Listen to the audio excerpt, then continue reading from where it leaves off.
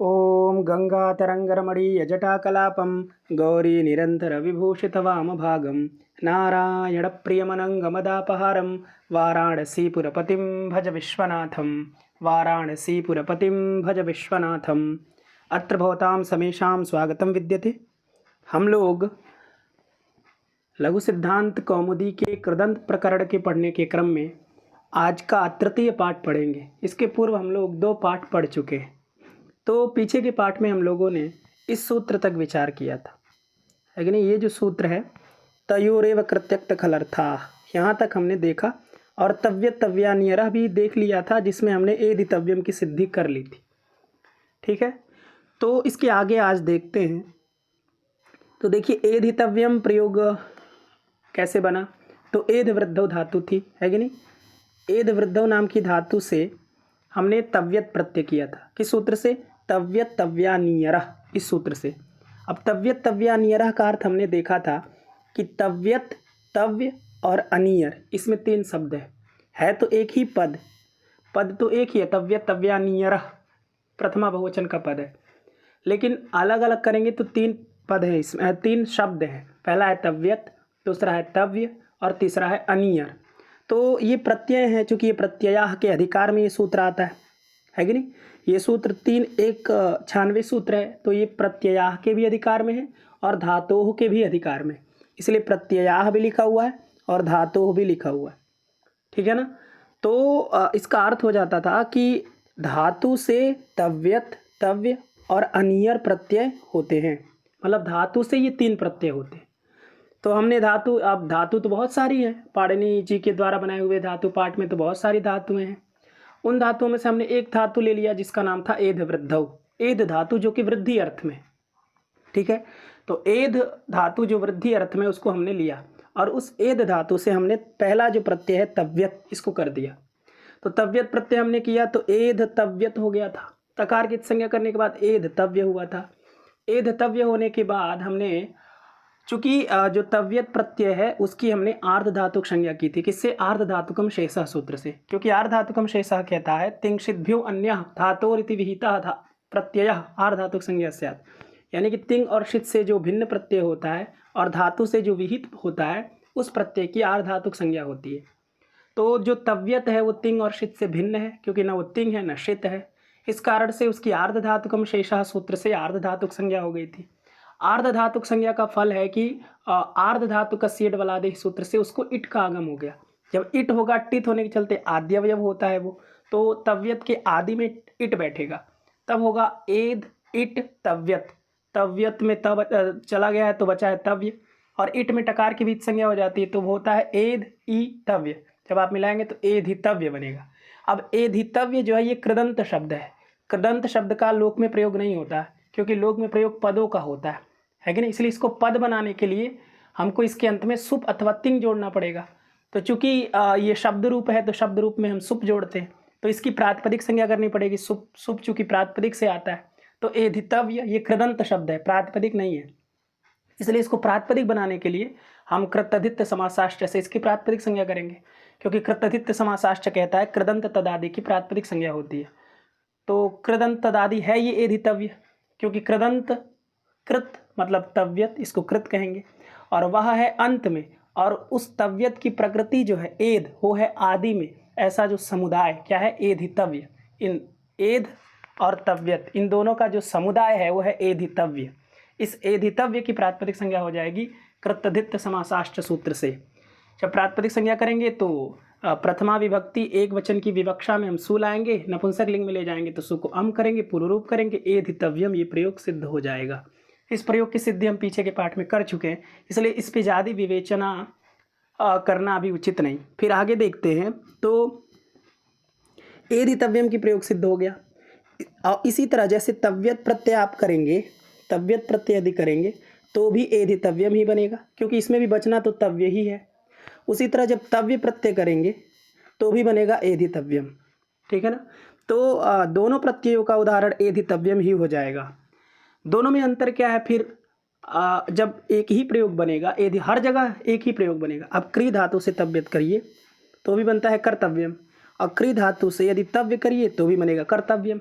उसी तरह खादितव्यम, उसी तरह पक्तव्यम, उसी तरह हर गंतव्यम, ये जाना चाहिए। तो सभी जगह जब तव्यत करेंगे तो भी वही प्रयोग बनना है, तव्य करेंगे तो भी वही प्रयोग बनना है। तो एक ही प्रत्यय करिए, दो प्रत्यय क्यों कर रहे हैं? तो इसका फल लोक में आपको नहीं देखने को मिलता, लेकिन वेद में देखने को मिलता है। हमारा व्याकरण लोक के शब्दों की भी सिद्धि करता है और वेद के शब्दों की भी सिद्धि करता है।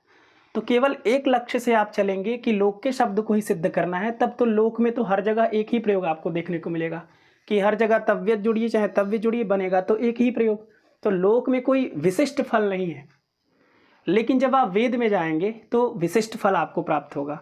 जहां आप तव्यत करेंगे उससे बना हुआ जो शब्द होगा वो स्वरित कहा जाएगा, है कि नहीं? जो तित स्वरितम एक सूत्र है, वो कहता है जिसकी तकार की संज्ञा होती है वो स्वरित हो जाता है, वो प्रत्यय स्वरित होता है। तो इसको आप जब स्वरित करेंगे, इसके आकार को यदि मान लीजिए आप स्वरित कर दिए, और ये तव्य जब आप करेंगे तो ये तित नहीं है, तो ये स्वरित नहीं होगा, तो ये अंतोदात्त या कोई और स्वर होगा जो कि स्वरित से भिन्न होगा। तो अंतोदात्त हो सकता है, आद्युदात्त हो सकता है, लेकिन स्वरित नहीं रहेगा। तो ये दोनों में भेद हो गया कि नहीं? जहाँ आप तव्यत करेंगे उसको उसके अच की स्वरित स्वर हो जाएगा, और जब आप तव्य करेंगे तो उसका क्या हो जाएगा? उसके अतिरिक्त, स्वरित के अतिरिक्त कोई स्वर होगा। मान लीजिए वहाँ कोई सूत्र हो अंतोदात्त करने वाला, कोई सूत्र हो आद्युदात्त करने वाला। तो इसलिए लोक में भले इसका फल नहीं है, पर वेद में इसका फल है। इस कारण से तव्यत और तव्य इन दो प्रत्ययों को अलग अलग रखना चाहिए, ठीक है ना? तो इन दोनों प्रत्ययों का उदाहरण तो एधितव्यम ही बनेगा। लेकिन इसके बाद जो तीसरा प्रत्यय है वो क्या है? अनियर, है कि नहीं? अनियर प्रत्यय, अनियर प्रत्यय भी धातु से ही होता है। तो हम कोई दूसरी धातु क्यों ले भाई, इसी धातु से बनाते हैं। तो एध वृद्धौ धातु से ही हम अनियर प्रत्यय कर दिए, ठीक है ना? एध धातु से अनियर, एध धातु से हमने अनियर प्रत्यय किया, ठीक है। अब एध धातु जो है इससे अनियर कर दिए, इस सूत्र से तव्यत तव्य अनियर से, क्योंकि ये कहता है धातु से एते माने तव्यत तव्य और अनियर प्रत्यय होते हैं। जब अनियर किए तो अनियर करने के पश्चात अनियर की भी तो आर्ध धातुक संज्ञा हो जाएगी, आर्ध धातुकम शेषा सूत्र से। तो जब आर्ध धातुकम शेषा सूत्र से जैसे ही आर्ध धातुक संज्ञा होगी, क्योंकि ये भी तिंग और शित से भिन्न है, न ये तिंग है न शित है, न इसमें शकार की संज्ञा है, न इसमें न ही ये तिंग में आता है, क्योंकि तिंग में तो तिप तस्जी सिप तस्था मिपवस्मस्त आताम जथा साथाम ध्वम इट वही महिंग, ये सारे प्रत्यय आते हैं। उनमें से ये अनियर कोई नहीं है, और ना ही ये शित है, शकार की भी संज्ञा नहीं है। तो तिंग और शित इस दोनों से भिन्न हो गया, इस कारण से ये आर्धातुक हो गया। और आर्धधातुक होने के चलते अब आप कहेंगे फिर जब ये आर्धधातुक है तो फिर आर्धधातुक का सेठ वाला से इट करो, जैसे आपने एधितव्यम में किया था, है कि नहीं? लेकिन एक चीज़ आपको ध्यान रखनी चाहिए, आर्ध धातु का सेड वाला आधे में वो कहता है ठीक है आर्ध धातु को इट का आगम होता है, ये आर्ध धातुक है तो इसको इट का आगम करिए, पर वलादि उसमें विशेषण है कि वो आर्ध धातु कैसा होना चाहिए? वलादि होना चाहिए, माने वल प्रत्याहार घटित वर्ण उसके आदि में होना चाहिए, ऐसा आर्ध धातुक संज्ञक जो शब्द उसी को इट होता है। ये आर्ध धातुक तो है लेकिन इसके आदि में वल प्रत्याहार में घटित कोई वर्ण इसमें नहीं आता है। वल प्रत्याहार घटित वर्ण व्यंजन होते हैं, है कि नहीं? य व र ल ये सब होंगे, है कि नहीं? व से शुरू करिए तो वल प्रत्याहार जो होता है उस वल प्रत्याहार में आने वाले कोई भी वर्ण इस आर्ध धातुक संज्ञक शब्द के आदि में नहीं है, बल्कि आदि में वलातिरिक्त कोई वर्ण है। इसलिए वलादि न होने के कारण इस आर्ध धातु को इट नहीं होगा। जब इट नहीं होगा तो एध से अनियर किए, यही वर्ण सम्मेलन कर देंगे, है कि नहीं? बस हमको इस रेफ की संज्ञा करनी हल अंतिम से, क्योंकि ये अंतिम में है और हल है, तो इसकी संज्ञा करेंगे तो एध अनीय बचेगा, वर्ण सम्मेलन कर दीजिए तो बनेगा एधनीय, है कि नहीं? एधनीय बन गया। और एधनीय चूंकि कृदंत शब्द हो गया, क्योंकि कृत प्रत्यय जो अनियर था ये अंत में लगा है, इसलिए इसको हम कृदंत कहेंगे, यानी एधनीय को कृदंत कहेंगे। लेकिन ये पद नहीं है, कृदंत पद नहीं हो जाता है, कृदंत बना दी तो पद हो गया, ऐसी बात नहीं है। पद के लिए क्योंकि पद संज्ञा करने वाला सुप सुप तिंग अंतम पदम, वो कहता है सुप और तिंग है अंत में, उसकी प्रकृति है आदि में, यानी कि सुबंत तदादि की पद संज्ञा होती है। तिङन्त तदादि की पद संज्ञा होती है। यदि सुप अंत में नहीं लगा है तो उसको हम पद नहीं कहते। तो इसके अंत में तो सुप लगा नहीं है, इसके अंत में तो आपने अनियर जोड़ा है, और अनियर चूंकि कृत है, अब वो अंत में लगा इसलिए इसको कृदंत तो कहेंगे, पर सुबंत नहीं कहेंगे, और सुबंत को ही पद कहते हैं। इसलिए इसको सुबंत बनाने के लिए हमको इसकी प्रातिपदिक संज्ञा करनी पड़ेगी। उसके लिए सूत्र है कृतदित्य समासाश्च। वो कहता है कृदंत तदादि की प्रातिपदिक संज्ञा होती है, कृत प्रत्यय अंत में हो, उसकी प्रकृति आदि में हो, ऐसा जो समुदाय ये धनीय, इसकी हम प्रातिपदिक संज्ञा करेंगे। प्रातिपदिक संज्ञा का फल होता है कि स्वादित्पत्ति होती है। तो हम प्रथमा विभक्ति एक वचन की हमारी विवक्षा है, चूंकि है कि नहीं, प्रातिपदिकार्थगत एकत्व की हमारी विवक्षा है, तो हम एकत्व की विवक्षा में सू लाएंगे, ये विवक्षा के अधीन होता है। अब जब सुबंत पढ़े होंगे तो उसमें आपने देखा, जानते ही होंगे कि सुप कैसे आता है, सू कैसे आता है, औ कैसे आता है, हम कैसे आता है, हम क्यों नहीं सुप ला देते हैं। तो ये सब हमारी विवक्षा के अधीन होता है। हमारी विवक्षा क्या है कि हम प्रातिपदिकार्थगत एकत्व की हमारी विवक्षा है, तो हम सू लाएंगे, और सू को क्या करेंगे, जो कि नपुंसक लिंग में है, तो सू को हम अतोम सूत्र से अम करेंगे और अमी पूर्व से पूर्व रूप करेंगे, तो एध नियम हमारा प्रयोग बनेगा। तो तव्यत करेंगे तो एधितव्यम, तव्य करेंगे तो एधितव्यम, और जब अनियर करेंगे तो एध नियम। ठीक है, तो ये जो तीन महत्वपूर्ण प्रत्यय हैं, है कि नहीं, इस तीन महत्वपूर्ण प्रत्ययों का उदाहरण हमने देख लिया। ठीक है ना। तो धातु एते प्रत्यया स्युः, धातु से ये प्रत्यय होते हैं। उदाहरण दिया एधितव्यम, एध नियम, ये दोनों ये दो उदाहरण है, लेकिन इसमें तीन प्रत्यय है। एधितव्यम में तव्य प्रत्यय भी है और तव्यत प्रत्यय भी है। उसी तरह एध नियम में अनियर प्रत्यय है। अब देखिए एक चीज़ आप देखेंगे, अब यहाँ ये त्वया क्यों लिखा है, त्वया इसलिए लिखा है क्योंकि आपको ये सूत्र बताना चाह रहा है, लेकिन क्योंकि आप ऊपर पढ़ के आ रहे हैं इस सूत्र को, तयोरेव कृत्यक्त खलर था। हमारा अगर केवल इस सूत्र की दृष्टि से यदि देखें तो बस हमको एधितव्यम सिद्ध कर लेना है, बस ये सूत्र यहीं पर संपन्न हो गया। लेकिन चूंकि ऊपर इन्होंने बताया है कि कृत्य प्रत्यय, क्तव प्रत्यय और खलर्थ प्रत्यय भाव और कर्म में ही होते हैं, तो भाव और कर्म में होते हैं तो क्यों, क्या फल है उसका, क्यों आप उसको भाव और कर्म में कर रहे हैं, उसका क्या प्रयोजन है, उसके क्यों अर्थ का निर्धारण कर रहे हैं। तो अर्थ का निर्धारण का फल हुआ, यहाँ त्वया लिख दिया गया, नहीं यहाँ कुछ और लिख देते। ठीक है, इसलिए यहाँ त्वया लिखा। तो देखिए इस बात को समझते हैं। देखिए ऊपर हमने देखा था कि जो कृत प्रत्यय होता है वो कर्ता में होता है, ठीक है ना। तो कृत प्रत्यय कर्ता में होता है इति प्राप्त, इस सूत्र से यहाँ पर जो हम तव्यत, तव्य और अनियर कर रहे हैं ये भी कृत है, इस कारण से इस सूत्र से जो है कर्ता अर्थ में प्राप्त था। लेकिन इसको बाधा तयोरेव कृत्यक्त खलर्था सूत्र ने, इसने कहा नहीं भाई आप कृत प्रत्यय कर्ता में करिए, पर जहाँ पर कृत्य प्रत्यय होगा, जहाँ पर कृत्य प्रत्यय होगा और अक्तव प्रत्यय होगा और खल अर्थ माने खल अर्थ में होने वाले यदि प्रत्यय होंगे, तो इन तीन प्रत्ययों का यदि वहाँ पर तीन प्रत्यय यदि हो रहे हैं तो ये तीन प्रत्यय केवल भाव और कर्म में ही होते हैं। तो यहाँ पर हमने कौन सा प्रत्यय किया है, एधितव्यम में हमने तव्यत प्रत्यय किया है कि नहीं, और एध नियम में हमने अनियर प्रत्यय किया है। ठीक है ना, ये हमने दो प्रत्यय किया है। इसमें जो तव्यत प्रत्यय है और अनियर प्रत्यय है ये दोनों कृत्य प्रत्यय है, इनको कृत्य प्रत्यय कहा जाता है। क्यों कृत्य प्रत्यय कहा जाता है, क्योंकि ये कृत्याह सूत्र के अधिकार में विहित हो रहे हैं।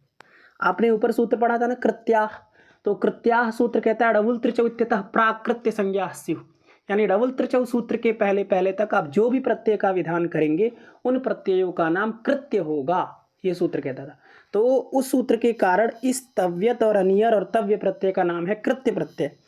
और ये सूत्र कहेगा कि जो कृत्य प्रत्यय होते हैं वो केवल भाव और कर्म में ही होते हैं। इसका मतलब जो आप यहाँ पर तव्यत और अनियर कर रहे हैं ये केवल दो ही अर्थ में हो सकते हैं, या तो भाव में करिए या तो कर्म में करिए। ठीक है ना। तो इतना तो बात निश्चित हो गया कि यहाँ पर जो तव्यत हुआ है, यहाँ पर जो अनियर हुआ है, इसके दो अर्थ हैं भाव और कर्म। किससे जाने, तयोरेव कृत्यक्त खलर्थाः सूत्र के द्वारा जाने, क्योंकि ये कहा कृत्य और खलर्थ प्रत्यय भाव और कर्म में ही होते हैं, कर्ता में नहीं होते, लेकिन इसका ये निषेधक सूत्र है।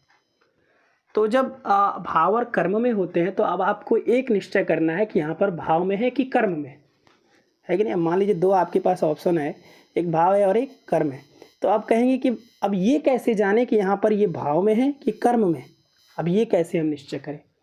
इस निश्चय को करने के लिए आगे की पंक्ति आपको लिखी जा रही है। उसके पहले एक बात आप समझ लीजिए कि तव्यत और अनियर जो प्रत्यय आपने किया है ये दो अर्थ में, या तो भाव में या तो कर्म में। पर एद वृद्धो धातु जो है ना ये अकर्मक धातु है, इसका कर्म नहीं होता है, ठीक है ना।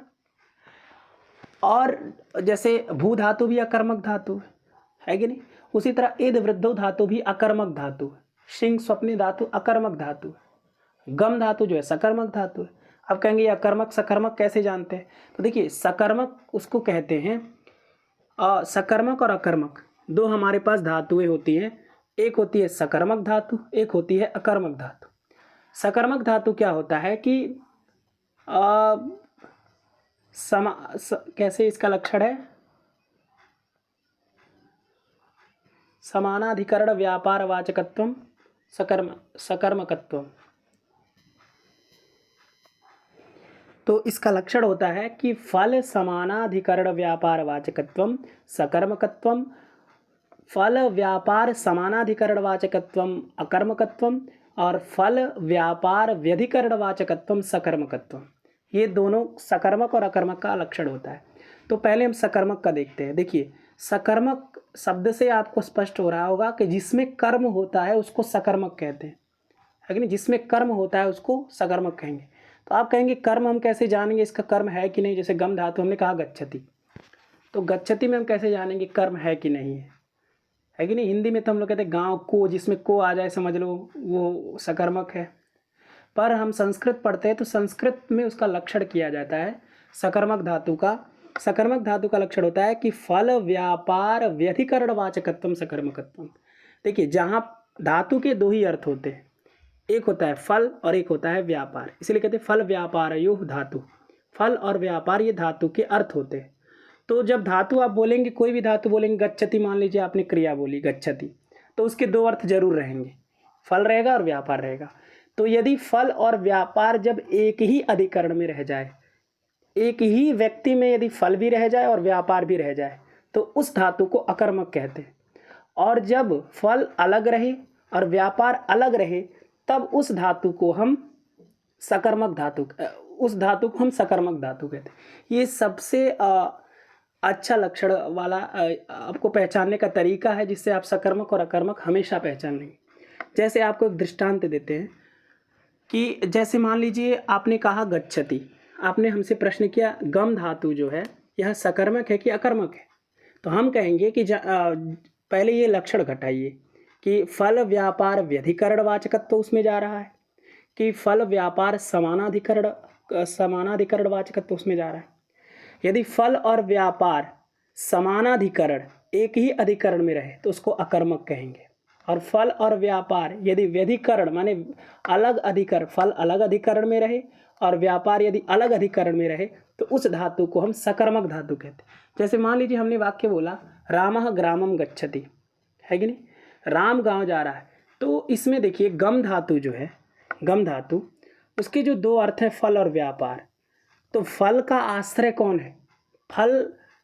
जैसे राम जो है वो गमनक क्रिया कर रहा है तो उसको गांव मिल जाएगा। यदि गमनक क्रिया नहीं करेगा, पाद विक्षेपण नहीं करेगा, अपने पैर को चलाएगा नहीं, तो उसको गांव नहीं मिलेगा। तो जो उसका फल है वो क्या है, गांव। उसका फल गांव में बैठा है, लेकिन गांव को प्राप्त करना उसका फल है। और उस गांव को प्राप्त करने के लिए जो क्रिया करेगा, वो जो पाद को अपने चलाएगा, पाद विक्षेपण करेगा, वो पाद विक्षेपण कौन करेगा, गांव थोड़ी करेगा, वो तो राम करेगा ना। राम जो है वह पाद विक्षेपण करेगा। तो जो पाद विक्षेपण की क्रिया है कि नहीं, जिसको हम व्यापार भी कहते हैं, व्यापार क्रिया दोनों पर्याय शब्द है। व्यापार करिए चाहे क्रिया करिए एक ही बात है। तो वो जो व्यापार है, वो जो क्रिया है, वो चलन रूपी जो क्रिया है, वो चलन रूपी, वो गमन रूपी, वो पाद विक्षेपण रूपी क्रिया किस में है, राम में है। तो जो क्रिया है, जो व्यापार है, वो राम में है और फल कहाँ है, गांव में है। तो क्रिया जो है, व्यापार जो है वह राम में है और जो उसका फल है वो गांव में है। तो फल और व्यापार दोनों व्यधिकरण हैं, यानी कि अधिकरण दोनों का अलग अलग है कि नहीं। क्रिया का अधिकरण राम है और फल का अधिकरण गांव है। तो फल और व्यापार व्यधिकरण है कि नहीं, फल और व्यापार अलग अलग अधिकरण में रह रहा है। तो इस प्रकार की जो धातु होगी उस धातु को हम क्या कहते हैं? सकर्मक धातु। सकर्मक धातु में फल और व्यापार अलग अलग अधिकरण में रहते हैं, और अकर्मक में ठीक इसके उल्टा, कि फल और व्यापार जो है एक ही अधिकरण में रह जाता है कि नहीं? जैसे इसका एक दृष्टांत देखिए, शिंग स्वप्ने धातु है कि नहीं? तो शिंग स्वप्ने धातु जैसे मान लीजिए हमने कहा रामः शेते, राम सो रहा है, तो रामः शेते में जो शयनक क्रिया है कि नहीं? जो शयनक क्रिया है जिसको हम व्यापार भी कहते हैं, जो शयन व्यापार है, जो शयनक क्रिया है, वो कौन करेगा? वो राम करेगा, है कि नहीं? कर्ता कोई करेगा शयनक क्रिया, और उस शयनक क्रिया से जो फल उत्पन्न होगा, क्या फल उत्पन्न होगा? आनंद, क्योंकि उसे आनंद आएगी। सोएगा तो उसका दिमाग रिफ्रेश महसूस करेगा, है कि नहीं? अपने आप को बहुत तरोताज़ा महसूस करेगा। तो ये जो तरोताज़ा, आनंद, रिफ्रेश, ये जो महसूस करेगा, कौन करेगा? आनंद किस्म को आएगा? उसी राम को आएगा। तो उस आनंद की प्राप्ति के लिए वो क्रिया भी वही कर रहा है, और उससे जो फल मिलेगा वो भी उसी को, राम को ही मिल रहा है, किसी दूसरे को नहीं मिला। जैसे वहाँ फल मिल रहा था गांव को, लेकिन यहाँ फल भी उसी राम को मिल रहा है, उसके लिए क्रिया भी वही कर रहा है। इसलिए फल और व्यापार दोनों एक ही अधिकरण में हुए, समान अधिकरण हो गया। समानम माने एकम अधिकरणम यस्य, जिसका एक अधिकरण हो।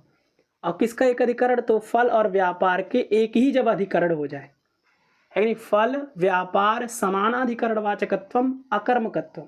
यदि फल और व्यापार समान माने एक ही अधिकरण में यदि हो जाते हैं तो उस धातु को अकर्मक कहेंगे। तो यहाँ जो शिंग स्वप्ने धातु होगा अकर्मक होगा, है कि नहीं? तो उसी तरह यहाँ पर जो एध वृद्धो धातु है, ये भी क्या है? अकर्मक धातु है। मतलब इसका भी फल और व्यापार एक ही अधिकरण में रहता है।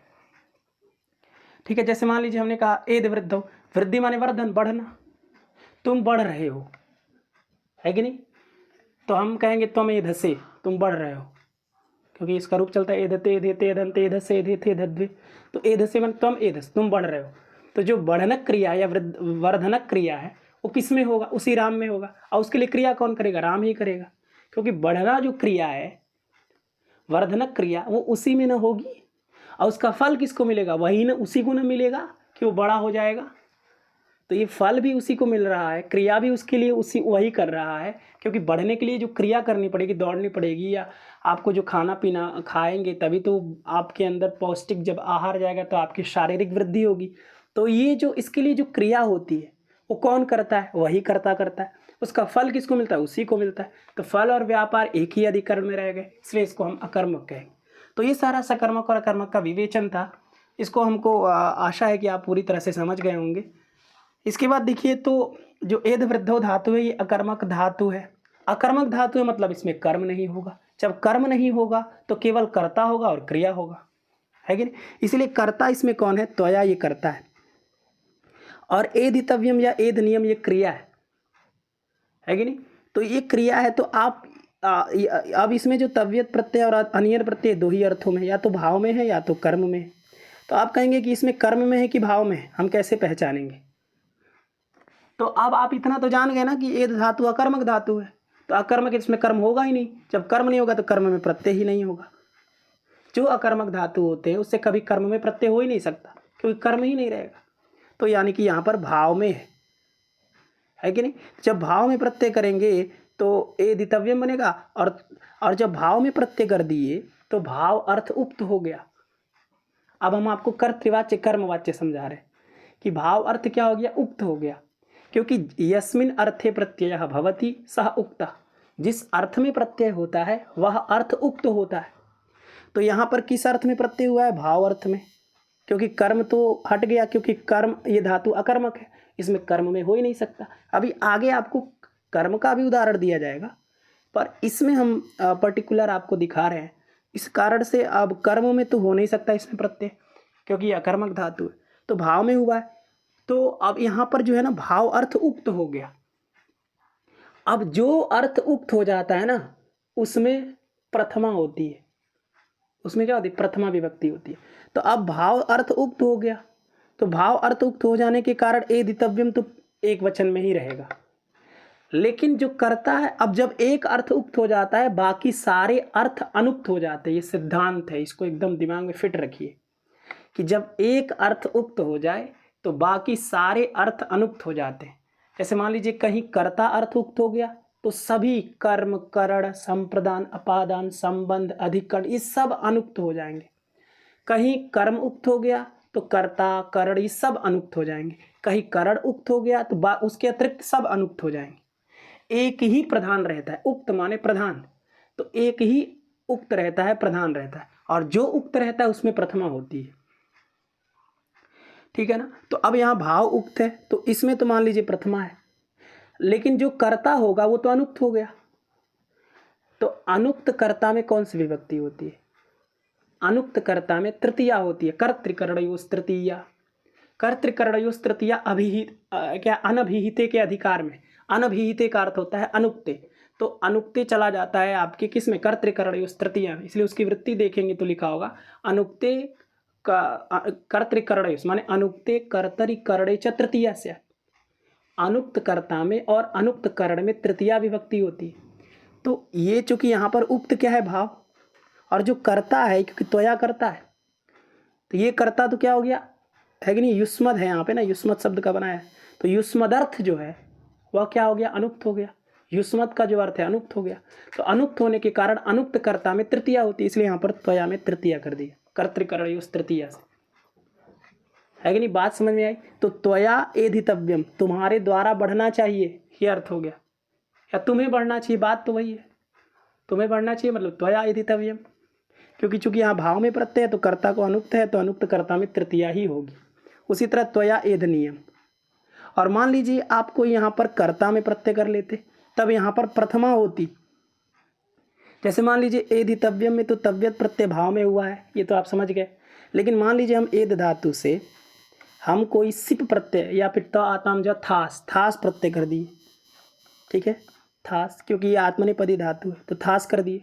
अब थासा से इसको से हो जाता है तो रूप बनता है एध से। क्या बनता है? एध से रूप बनता है कि नहीं? एध से रूप बनता है। अब एध से में से का अर्थ होता है कर्ता। अब से का अर्थ है कर्ता, इसका मतलब कर्ता अर्थ यहाँ पर उक्त है, और कर्ता उक्त है मतलब इसका जो भी कर्ता होगा, युष्मद इसका चूंकि कर्ता होता है तो युष्मद जो कर्ता है तो उस युष्मदर्थ जो होगा उसमें प्रथमा विभक्ति हो, क्योंकि कर्ता उक्त है ना, और उक्त सर्वत्र प्रथमा, जो उक्त होता है वहाँ पर प्रथमा होती है। तो कर्ता में यहाँ पर प्रथमा हो जाएगी, तो लिखेंगे आप त्वम। यहाँ आप त्वया नहीं लिखेंगे, क्योंकि त्वया वहाँ लिखेंगे जहाँ पर ये अर्थ कोई भाव हो या कर्म हो, क्योंकि भाव अर्थ में करोगे या कर्म अर्थ में करेंगे तो भाव उक्त होगा, कर्म उक्त होगा, कर्ता अनुक्त हो जाएगा, अनुक्त कर्ता में तृतीया होगी। तो यहाँ पर कभी भी आप त्वया एध से नहीं बोल सकते, हमेशा आप बोलेंगे त्वम एध से, तुम बढ़ रहे हो, क्योंकि यहाँ एध से जो आया है ये कर्ता में आया है, कर्ता अर्थ उक्त है और उक्त कर्ता में प्रथमा है, इसलिए त्वम एध से ये बोलेंगे आप। और त्वया कहाँ बोलेंगे? जहाँ पर एध धातु से आप कोई प्रत्यय भाव में लाइए चाहे कर्म में लाइए। जैसे यहाँ पर आपने किस में लाया? भाव में लाया, तो यहाँ त्वया बोलेंगे। यहाँ त्वया एधितव्यम, यहाँ आप त्वम नहीं बोल सकते क्योंकि यहाँ कर्ता में प्रत्यय नहीं लाया। जिस अर्थ में प्रत्यय आता है उस अर्थ वह अर्थ उक्त होता है और उस उक्त अर्थ में प्रथमा होती है। तो इतनी बात आप समझ गए कि त्वया एधितव्यम तुम्हारे द्वारा बढ़ना चाहिए और त्वया एधनियम तुम्हारे द्वारा बढ़ना चाहिए, दोनों का अर्थ वही है। अब इन्होंने कहा कि ठीक है आप यहाँ भाव अर्थ में प्रत्यय किए हैं, और जब आप कर्म अर्थ में प्रत्यय करेंगे ना तो भी आपका एधितव्यम ही बनेगा, लेकिन चूंकि कर्म के अनुसार लिंग चलता है तो एधितव्य भी हो सकता है, लेकिन एधितव्य भी हो सकता है, एधितव्य भी हो सकता है, जो अभी आप आगे पढ़ेंगे। लेकिन यहाँ धातु बदल दिया क्योंकि कर्म ये अकर्मक धातु है ना, तो अकर्मक धातु से कभी भी कर्म अर्थ में प्रत्यय आएगा ही नहीं आएगा, तो हमें धातु बदलनी ही पड़ेगी, हमें कोई ऐसी धातु लेनी पड़ेगी जो सकर्मक हो, जो आगे आपको यहाँ पर लिया जाएगा। तो अभी देखिए इतना समझ गया कि त्वया एधितव्यम, यहाँ पर जो प्रत्यय हुआ ये भाव में हुआ है। अगर आपसे प्रश्न पूछ दे कि त्वया एधितव्यम इत्यत्र तव्यत प्रत्यय से को अर्थ है कि नहीं, तव्यत प्रत्यय का क्या अर्थ है, फिर आपको निश्चय करना पड़ेगा कि यहाँ भाव अर्थ में ही हुआ है। ठीक है ना, कर्म में नहीं हो सकता कभी, क्योंकि इतना तो आप तुरंत समझ जाएंगे जैसे ही एधितव्यम में आएगा या तव्यत, तव्य, अनियर, प्रत्यांत, जो भी दुनिया के जितने भी ब्रह्मांड के शब्द आएंगे इतना तो आप क्लियर समझ जाएंगे कि भाव और कर्म में ही होता है कृत्य प्रत्यय। लेकिन अब भाव और कर्म में दो में से किसी एक का निश्चय करना हो तो पहले आप ये देखिए सकर्मक धातु है कि अकर्मक धातु। यदि अकर्मक धातु है तो निश्चित रूप से भाव अर्थ में हुआ है, ठीक है ना। और यदि कोई कर्म दिया है उसमें तो फिर समझ लीजिए कि सकर्मक धातु है और यहाँ पर कर्म में हुआ है। अब एक और चीज़ पहचानने का ये तरीका ग्रंथकार बता रहे हैं कि जहाँ पर भाव अर्थ में प्रत्यय होगा तो आप कैसे जानेंगे कि यहाँ पर भाव में, ठीक है ना। तो उसके लिए एक तरीका बता रहे हैं, ग्रंथकार लिख रहे हैं कि भावे औत्सर्गिकम एक वचनम क्लीबत्वंच। ये पहचान बता रहे हैं कि भाव अर्थ में जहाँ पर प्रत्यय होगा, भावे माने भाव में, जहाँ भाव में प्रत्यय होगा वहाँ पर क्या होगा, औत्सर्गिकम माने सामान्य रूप से, सामान्यतया। ये सार्वजनिक सिद्धांत नहीं है लेकिन सामान्यतया अधिकतर ऐसा देखा जाता है कि जहाँ पर भाव में प्रत्यय होता है वहाँ एक वचन होता है और क्लीबत्वम माने नपुंसकत्व होता है वहाँ पे। यानी कि जहाँ पर भी भाव अर्थ में प्रत्यय होगा वह सामान्यतया एक वचन में होगा, रहेगा, और क्लीबत्व मन नपुंसक लिंग में रहेगा। जैसे एधितव्यम, यह एक वचन में है कि नहीं है और नपुंसक लिंग में है। तो जहाँ भी भाव अर्थ में प्रत्यय होता है, एक चीज़ तो आप बिल्कुल क्लियर रखें कि कभी भी एधितव्य अगर दे दे, मान लीजिए एधितव्य, यहाँ प्रत्यय किस अर्थ में, तो अब ये आप जान गए कि भावे औत्सर्गिकम एक वचनम क्लीबत्वंच, भाव में सामान्यतया एक वचन होगा, यहाँ एक वचन तो है पर क्लीबत्वंच नपुंसक लिंग में भी रहेगा। यानी कि एक वचन और नपुंसक लिंग में रहेगा जहाँ पर भाव में प्रत्यय होगा। अब यहाँ पर जो आपने तव्यः किया है ये एक वचन तो है परंतु नपुंसक लिंग में नहीं है, इसका मतलब यहाँ पर भाव में प्रत्यय नहीं है। जब ये निश्चय हो गया भाव में नहीं है तो कर्म में है, ये तो निश्चित है, क्योंकि कर्ता में तो हो ही नहीं सकता, क्योंकि दो ही अर्थ में करता है, या तो भाव में या तो कर्म में, ठीक है ना। तो तव्यः जो आप यहाँ पर कहेंगे वो कहेंगे कर्म में प्रत्यय। अब आपसे पूछे एधितव्यः इत्यत्र तव्यत् प्रत्ययस्य को अर्थ, तो आप तुरंत कहेंगे कर्म, कर्म उसका अर्थ। उसी तरह एधितव्यम इत्यत्र तव्यत् प्रत्ययस्य को अर्थ, तो आप कहेंगे भाव, ठीक है ना। तो भाव में क्या होगा कि औत्सर्गिकम भावे औत्सर्गिकम एक वचनम क्लीबत्वंच, भाव में सामान्य रूप से एक वचन रहता है और क्लीबत्व माने नपुंसक लिंग का प्रयोग उसमें रहता है, ठीक है ना। अब एक उदाहरण आपका कर्म का दे रहे हैं, इसमें जो प्रत्यय होगा वो कर्म में हुआ है। देखिए चेतव्यश्चयनीयो व धर्मस्त्वया, इसका अर्थ है त्वया माने तुम्हारे द्वारा, धर्मः माने धर्म को, चेतव्य चुनना चाहिए, वा माने अथवा चयनीय, इस दोनों में से कोई प्रयोग करिए, कोई जरूरी नहीं आप दोनों प्रयोग करिए, एक प्रयोग करिए। तो त्वया धर्मः चेतव्यः अथवा प्रयोग करिए त्वया धर्मः चयनीय।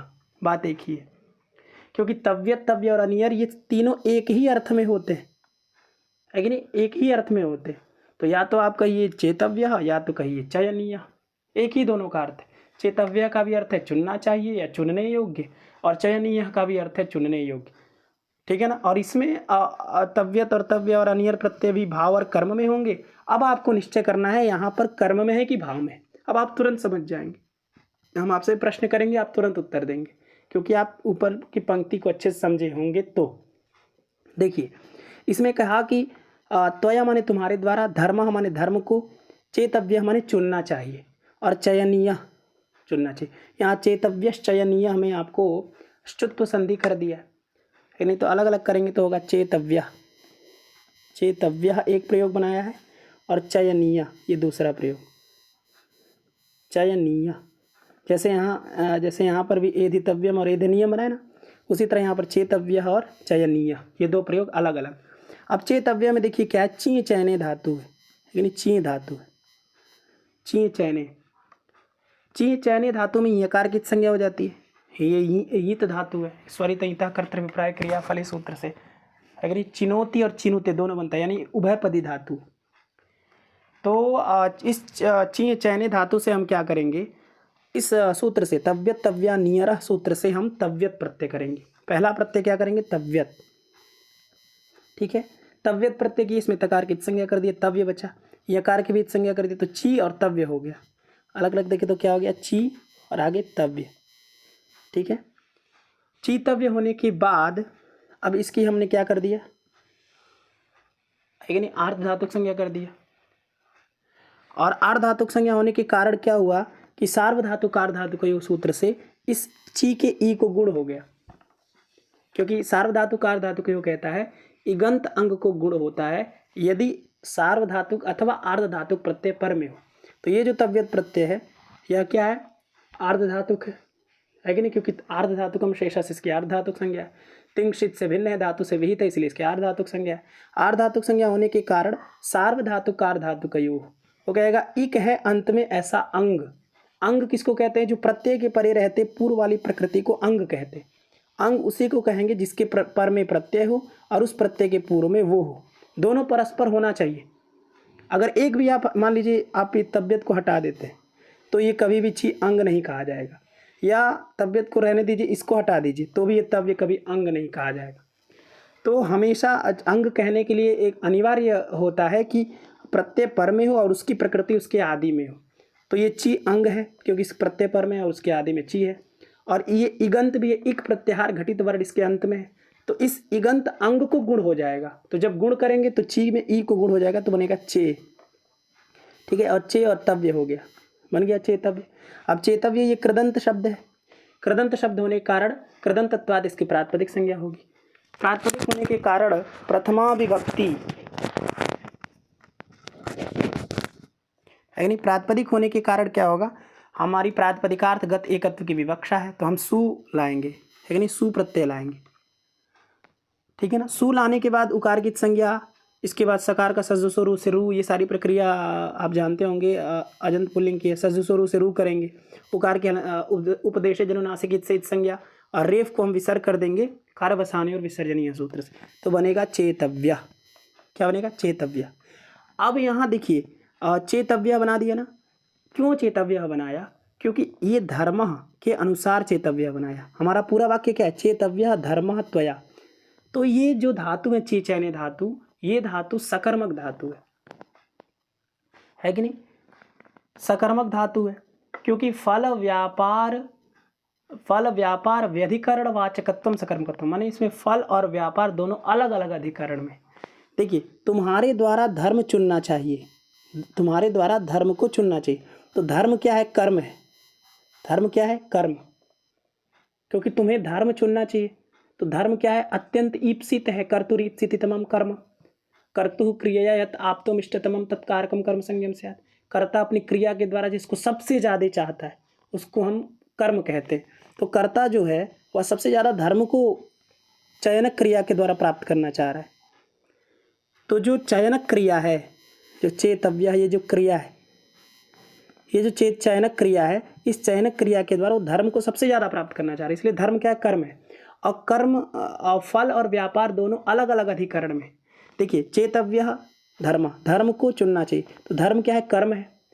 तो कर्म कहाँ बैठा है? धर्म में बैठा है। और इस धर्म को चुनने का जो क्रिया है वो कौन करेगा? धर्म थोड़ी करेगा, वो कोई कर्ता करेगा, है कि नहीं। तो फल जो है वो धर्म में बैठा है और क्रिया जो है वो किसी कर्ता में बैठा है। फल और व्यापार अलग अलग अधिकरण में, इसलिए इस धातु को हम क्या कहेंगे? सकर्मक धातु। और सकर्मक धातु हो गया कौन? यहाँ पर चेतव्य यानी ची चैने धातु क्या हो गया? सकर्मक धातु। और जैसे ही सकर्मक धातु हुआ तो इससे जो प्रत्यय आएगा तव्यत प्रत्यय, ये कर्म में आएगा, ठीक है ना, कर्म में। यानी कि यहाँ जो तव्यत आया है इसका अर्थ है कर्म, और कर्म अर्थ है इसका मतलब जो इसका कर्म होगा, धर्म इसका कर्म है, वह उक्त हो जाएगा। कर्म अर्थ उक्त होगा। यहाँ तव्यत किस में आया? कर्म में। तो कर्म अर्थ क्या हुआ? उक्त हुआ। और उक्त जो होता है उसमें प्रथमा विभक्ति होती है, इसलिए धर्म में यहाँ पर प्रथमा हो गई, तो धर्म लिखा है।